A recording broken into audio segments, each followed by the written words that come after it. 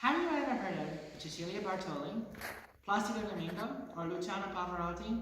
Well, in 2009, neither had I. Until 2009, neither had I. In 2009, my grandmother took me to see my very first opera at the Fox Theater in Spokane, Washington. It was Mozart's The Magic Flute.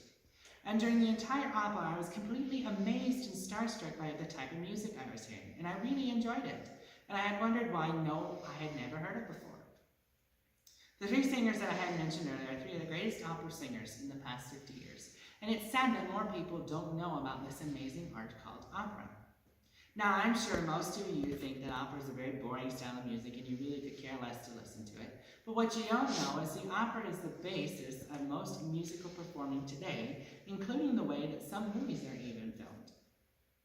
I took 6 years of choir as well as 14 years of piano lessons, and during that time I studied mostly classical music and operatic music, so I know a little bit about opera. So today we're going to learn about a little bit of history of opera, some techniques you need to know before you start performing opera, and hopefully we can get into the nitty-gritty of actually singing opera today. Opera has been around for hundreds of years, shaping many generations of people. According to an article written by San Francisco Opera, the article states, born in Italy more than 400 years ago during the Renaissance, opera is a combined vocal and orchestral music, drama, visual arts, dance, and has been inspiring people for ages. The article also states that in 1597, a man by Jaco Piri composed an opera entitled Die Fame, and this is what is considered to be the very first opera. From the 1600s to the 1900s, opera exploded, and some of the world's most famous operas were written during this time by composers such as Mozart and Handel. Now, a key opera word that you need to know is aria. And on the website, Opera 101 gives us a really good definition of what an aria is. The article states, an aria is either an orchestral or sung verse of music that is usually extended for a long period of time and expresses a very vivid story or memory during an opera. So now that you know a little bit of history and some key terms of opera, we're going to get into some key concepts that you need to know before we start singing. So when it comes to singing, the first thing you need to do is find your vocal range. And there are 4 parts to a vocal range. There are sopranos, altos, tenors, baritones, and basses. Now, soprano and altos are usually the women, the higher ranges that go from the first G below middle C all the way up to the second C above middle C. And in some cases, even a touch higher. Now, tenors, baritones, and basses are usually men's voices that are on the lower register of a vocal range. I myself am a second tenor and first baritone. And then another concept that you need to understand is the style of voice. There is a chest voice and a head voice. A chest voice is the lower register of notes that you can usually feel in your chest. It feels as if the sound is coming right from the center of your chest and tends to vibrate when you're singing. And a head voice is what sopranos and altos use to really hit those high notes with accuracy. And it feels like the air and the sound is coming from the top of your head or even your sinus cavity.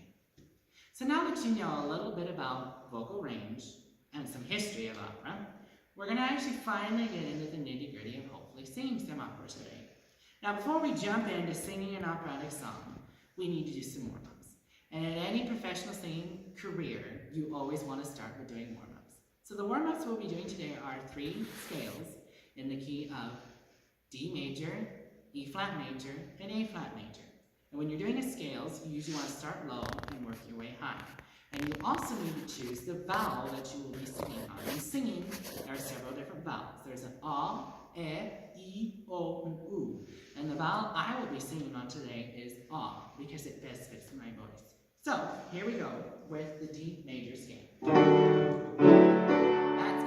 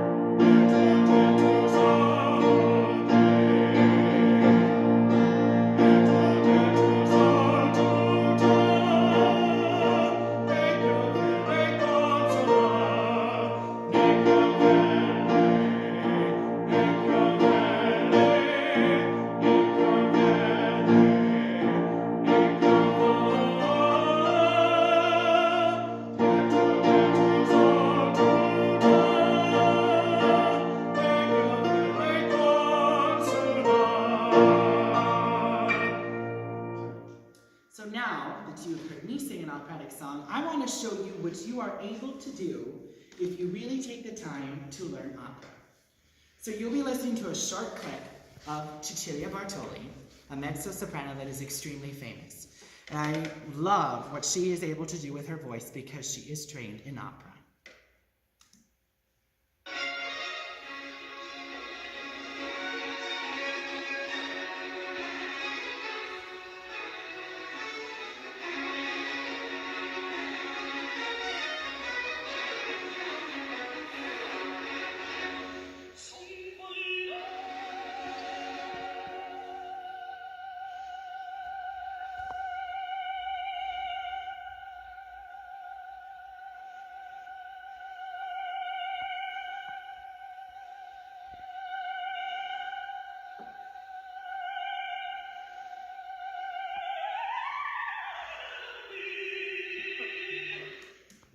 So if you really take the time to learn opera, you could be able to do that someday.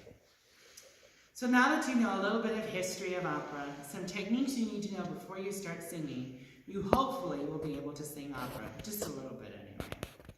Great artists like Cecilia Bartoli and Placido Domingo do their part year after year, demonstrating this great art to thousands of people across the world. And it is sad that more people don't know about this art. So from now on, I'm going to be doing my part of demonstrating my great gift to as many people as I possibly can. And I hope, based on what you have learned today, you will be able to do the same. Thank you.